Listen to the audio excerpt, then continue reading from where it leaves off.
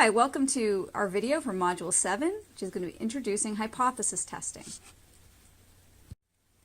Hypothesis testing is using data from a sample to assess a claim about a population.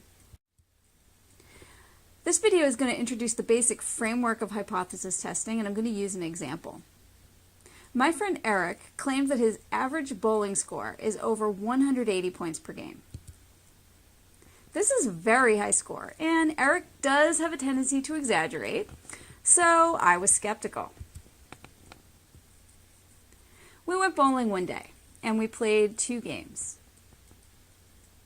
Eric's scores for the 2 games were 170 and 191, which did average just a tad over 180 points a game, but I was still skeptical. After all, it was only 2 games, and his average score for those 2 games was just barely over 180.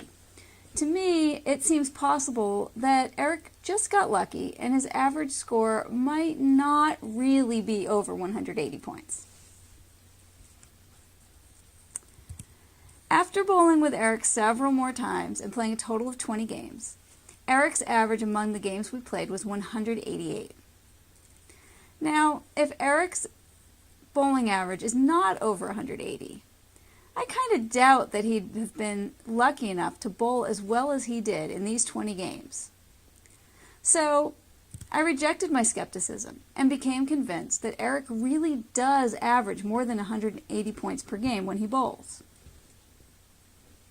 We often use this type of reasoning instinctively in our daily lives. If a person makes a somewhat unbelievable claim, we're initially skeptical. Without really strong evidence to change our minds, we remain skeptical. However, if there's really strong evidence, we put aside our skepticism and believe the claim. In hypothesis testing, the null hypothesis represents the skeptical position, and the alternative hypothesis represents the claim. The skeptic will not believe the alternative hypothesis unless the evidence against the null hypothesis is so strong that the skeptic must reject it. Our next module will focus on how we can formulate the null and alternative hypotheses for our hypothesis tests.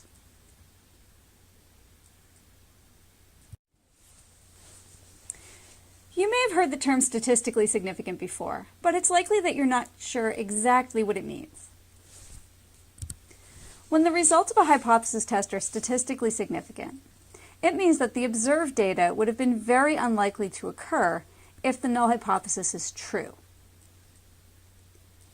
In this situation, it means that the data are not consistent with the null hypothesis, and we'd have strong evidence that would lead us to reject the null hypothesis in favor of the alternative.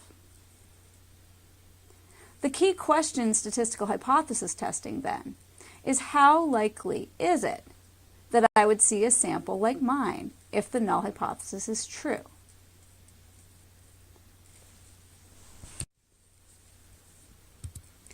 In a later activity, we will learn how to quantify this likelihood with a number called the p-value, and use it to decide whether or not to reject the null hypothesis.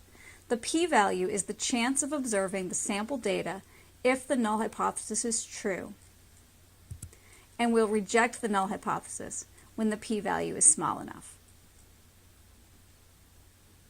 To finish this module, complete the module activities and ask questions as needed. Check your solutions to the activities and ask questions. And then, once you feel really confident with the material, complete the module quiz. Thanks, have a good day.